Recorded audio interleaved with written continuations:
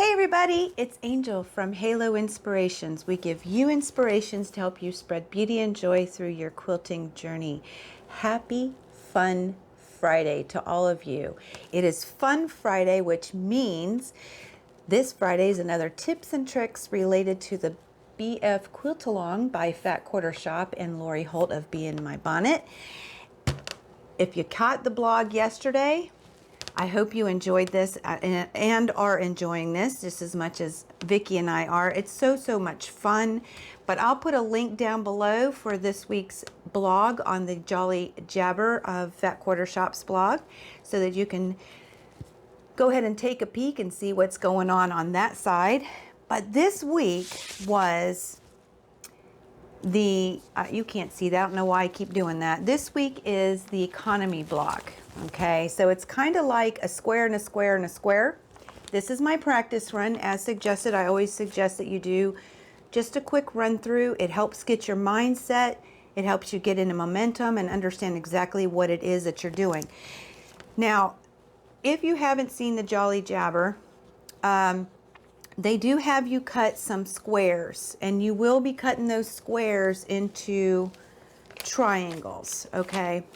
So make sure you're understanding that these squares, you're just going to end up cutting them right down the middle so that they fit on the paper and cover all the areas that you need. So that's the scoop with that thing. Now also, I will bring you in closer and I'm going to give you just a few tips and tricks. Last week's video was really long, so I don't think I have too much more to add to it. Besides, I want to make sure that you get that initial square, the first block in there, because that's the one that people always flip around in their head. Now mine is a solid, but if you have a printed fabric, that's where it's going to be important.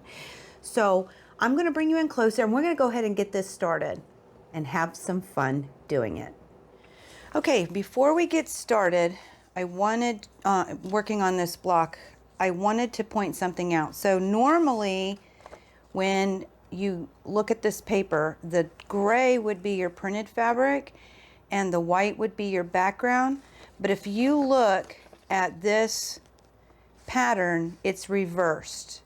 So be very careful when you build your economy blocks that the center is the background and these outside ones, and then the white is your printed fabric, okay, or your non-background. So I just wanted to point that out. I'll see you in a sec. So just like with the other blocks, I did form little kits. And I noticed I was missing a block. It's sitting right over here. That's my center block. Okay.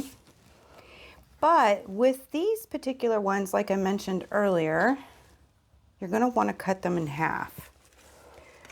So I just basically set up my ruler so that the corners my blade will hit. So it's sitting right next to the corners because I want it to go down the middle.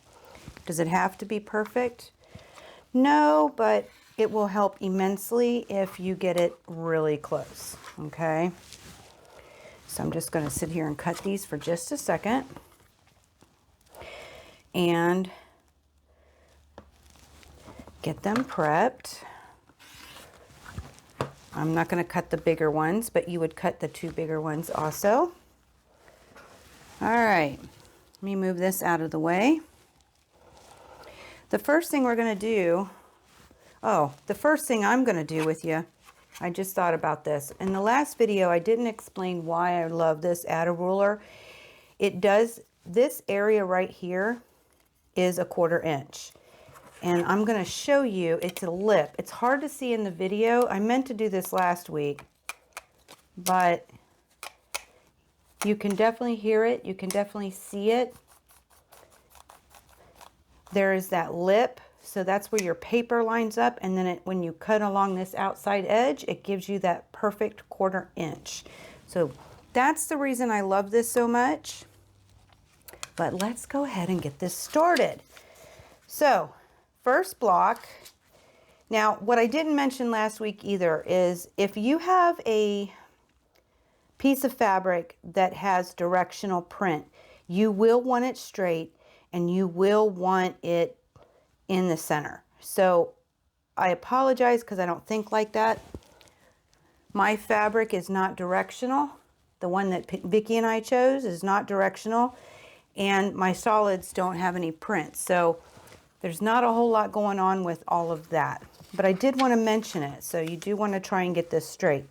So again, I'm going to put this up in the air like I talked about last week, making sure that I get about a 1/4 inch at least all the way around. Okay, I'm going to set her down. I am going to use glue. So if you have directional fabric or if you have print on the first block, you want it to be right side up. Right side is going to face you. That's the part that most people can't get their head wrapped around. And I got to tell you, when I was going back and doing some foundation paper piecing, I also had to think about it.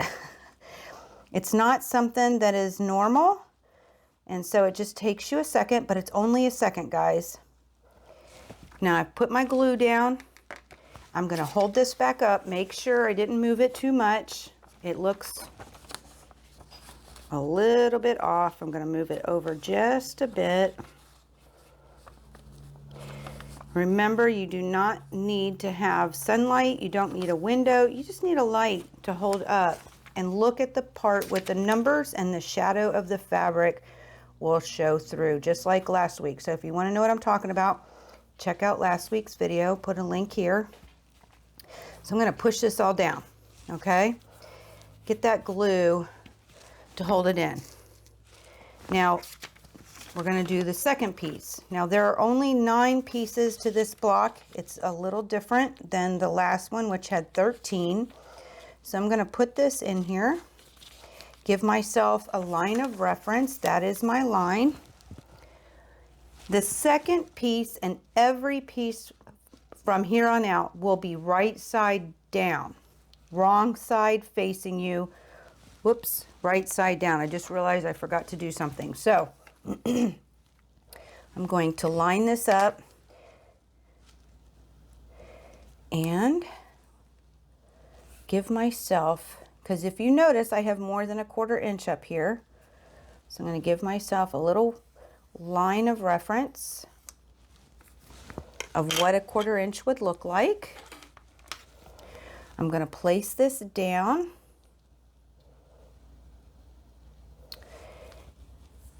Okay, now this piece is going to be bigger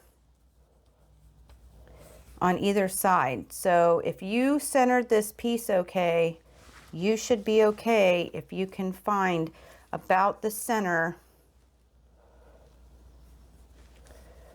in the middle.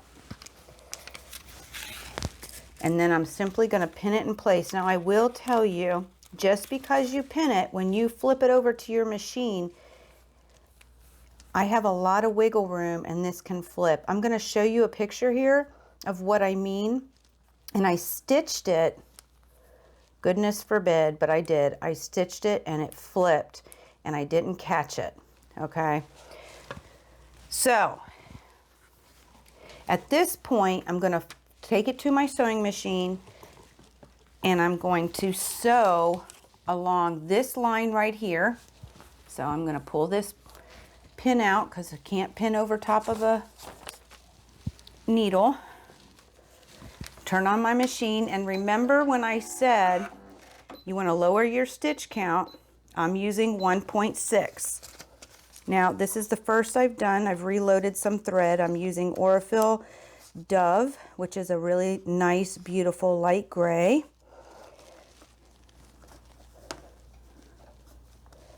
I'm going to get that situated.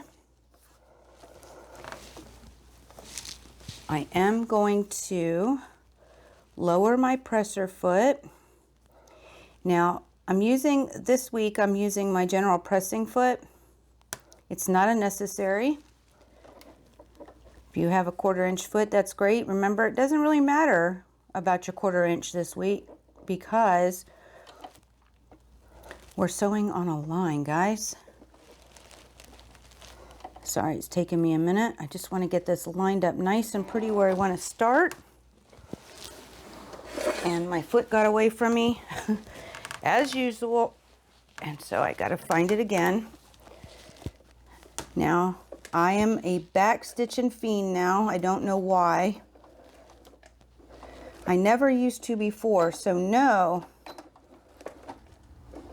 that it's not necessarily going to make or break you. Especially if you're going over top of them and, you know, the stitches you've made. And I'm going to speed up the video.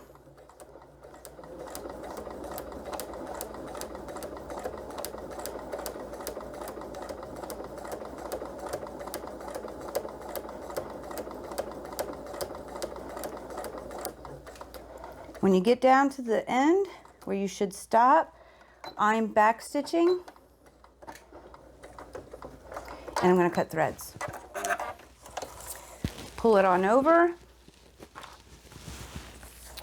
And if you remember, I just snipped these little strands. Whoop, this one didn't cut for some reason.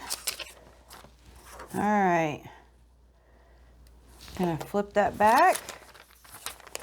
And before I cut it, I am going to check by flipping up this paper, and I'm gonna hold it up to the light, and I'm gonna make sure I'm 1/4 inch from everything. At that point, you lift it up, you fold it on that stitch line, grab your add a 1/4 ruler, and give it a cut. Then, without steam, you want to press this open. Okay, so I'm going to press this open.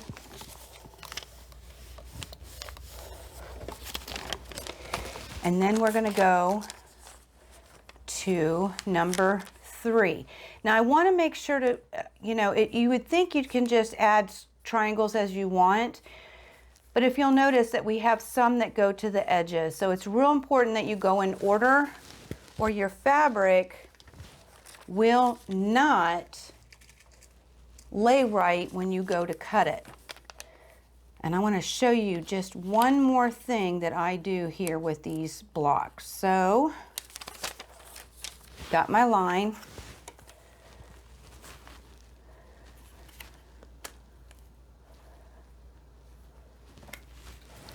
And I'm going to give myself a mark. That looks a little crooked, doesn't it? But I think that number 1 piece is crooked. And I'm going to line it. Actually, here's what I do. I actually fold this, guys.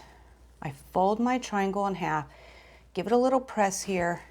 That way I can find the middle. And I'm basically looking at this middle, and you could flip this over, but it overlaps. But I'm looking to see that my middle is basically lining up the same way, okay? About that middle. And I'm going to go ahead,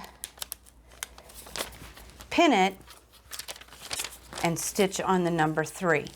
Now, to speed up the video just a little bit, I've gone around, I need to press that again, but I've gone around all 4 of the next section. And I would just check, give it a press, and make sure she's good.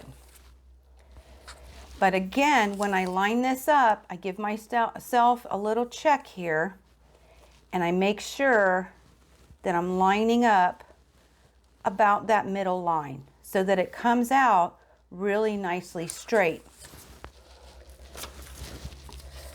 Once you do that, you're going to do the next set. And again, if you can see, I've actually folded this one. So I can, when you do that, there is this point underneath, okay? So when you fold this last row in half, you can line that little bitty fold line up inside these points right here. inside this point, I'm sorry, this point, inside this point, and inside this point. So I folded this in half, and I can feel and I can see where underneath this is meeting that point. So I've got a nice center along that point. I went ahead and stitched, and when I fold it up, it actually goes all the way to the end of the paper. Okay, not necessary because we're going to cut it, which I'm going to do with you right now. So I know that it's filling all those areas that need to be filled. My points look gorgeous. I mean, y'all can't disagree with that. This looks absolutely gorgeous. This is foundation paper piecing that allows this to be much simpler. So I'm going to go ahead and press it. And one of the reasons I'm going to go ahead and press it is because I can see that I actually already cut that 1/4 inch seam away to make sure it was even, because I just wanted to show you again with this paper. It says trim on this line. Do not trim on this line. So that second line needs to stay because that's your 1/4 inch from the outside. So we're very simply going to line up our 1/4 inch lines with your ruler. And then we're going to give it a cut. And one other really cool thing about this particular block, yes, I'm lining up this 1/4 inch seam line, but also these lines right here meet, right? When I line this up, they're meeting with that 1/4 inch. So when I line this up to cut it, I'm actually able to line up those points also. Along each line, I can do that before I cut it. It is awesome. Really allows you to get some perfection out of this. And it wasn't something that you had to piece to get. It was just as simply the way that foundation paper piecing works. And all of the guidelines that you can use to help make sure that everything comes out really pretty. And we all like pretty without a lot of effort.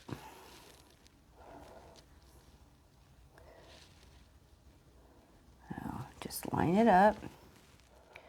I've got my dotted line along that inside line. I'm looking at where those points meet, and I'm giving it a cut.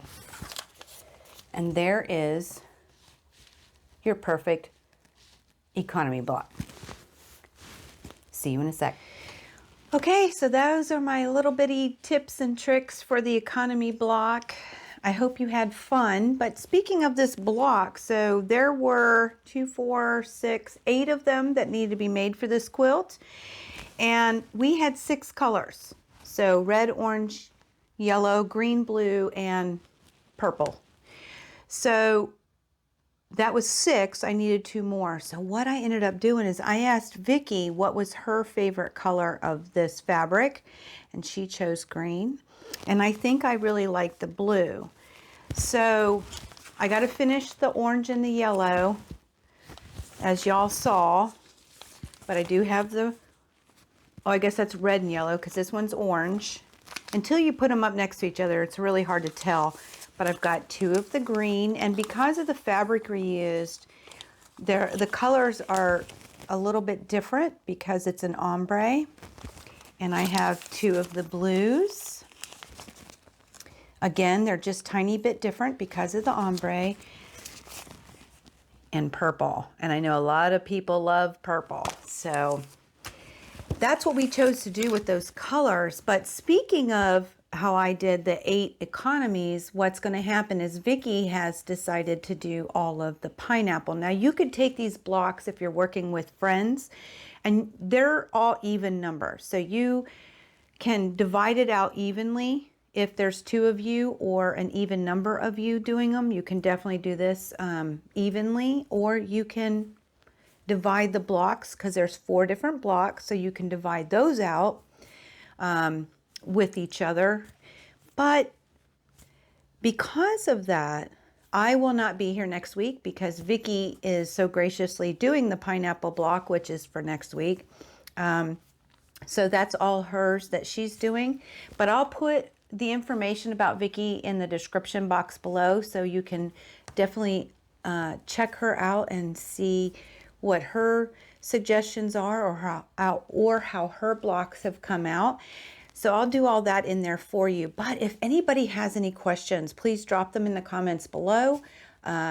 You can email me or you can visit me today. I will be on Facebook Live at 3 p.m. Eastern Standard Time for a little Facebook Live quilting and answer session just based off of the Best Friends Quilt Along. Now, if you're new here and you don't know what the Best Friends Quilt Along is, it is a quilt along that is put on by Kimberly Jolly of Fat Quarter Shop, and Lori Holt of My Bonnet. Now, they are best friends and they designed this together, and they did a fantabulous job. If you're interested in the papers, you can get those off of Fat Quarter Shop. That's their paper that they produce. If you're looking for the add a quarter ruler, you can also purchase it while you're at it. Getting the block paper, you can get the add a quarter ruler. We also carry it in our shop, so feel free to do either one. As far as fabric goes, there are many of us. There are 11 of us that are making this quilt. I'll put the link for the blog, initial blog, below, where you can see who those people are and look to see what they did with their fabric, to just get maybe a little bit inspiration. But I have seen some of y'all's blocks. I saw last week's log cabin. Y'all are doing fantabulous.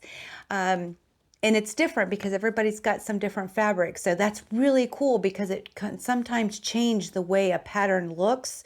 So the end finished project, it's the same pattern, but it's going to look like a completely different quilt. And it's very inspirational to see what exactly people are doing with their fabric. So you can, if you're on Instagram, you can check out the hashtag best friends, spelled out QAL. We have many people that have shared theirs. Feel free to do that and check out some more fabric choices and how people's blocks are coming together. If you are a member of the Creative Kingdom or My Creative Corner 3, anyone, Vicki is My Creative Corner 3. That's her community. Oh, I'm lost for words. That's her community on Facebook, and ours is the Creative Kingdom. So if you're in there, please, and you're participating, share your blocks because it's so inspirational. And some of you are even new and are starting to see why foundation paper is so much fun.